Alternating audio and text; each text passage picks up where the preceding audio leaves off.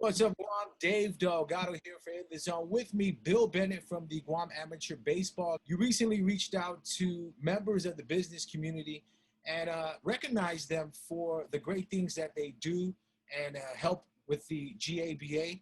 Tell us some of the partners you've worked with and how they helped you with the programs over at the Guam Amateur Baseball Academy. Thanks, Dave, for having me on.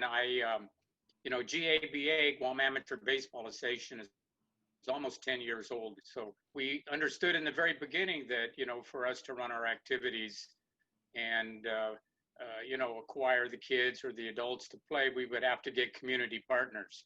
So we've been very lucky to have perennial partners such as South Pacific Petroleum Corporation, Triple J Enterprises.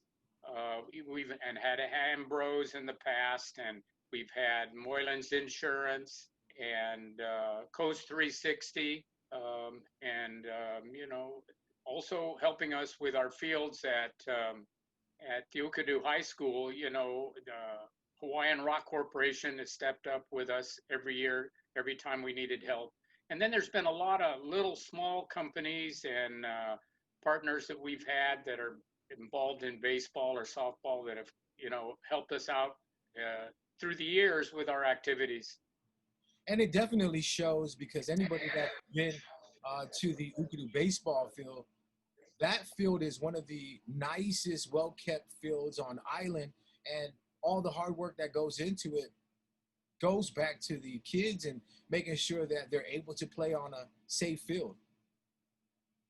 Yeah, well, I have a long, deep education in athletic field construction and design. So it's important for me, if I'm going to, put my signature on the field and we're going to play our games, I want them up to standards. And I want the players, the parents, everybody to be proud to play on that field. So it's important to us.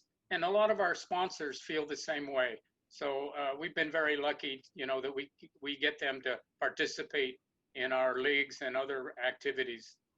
With all the talk going around about athletes starting their training regimens and hopefully getting back into sporting activities, the good news with UOG and their baseball program is you guys are looking at trying to get back into the swing of things and bringing out the student athletes there at UOG to get in some training. Well, we were unfortunate that the virus problem hit us in February, and UOG was just starting their baseball program, and we were cut off. We couldn't do any activities or meet. We were practicing in December and January. So we've decided we're going to have a conditioning program. It's an 8-week program, 3 times a week, that's going to be open not only to UOG baseball players, but the community. And we'll be starting that in January. And it's a sports-specific program for baseball and softball players, to get fit and be able to maybe perform better on the field. We're crossing our fingers too that the middle school athletes will get a chance to also be back on the field. The middle school baseball program has been a big success.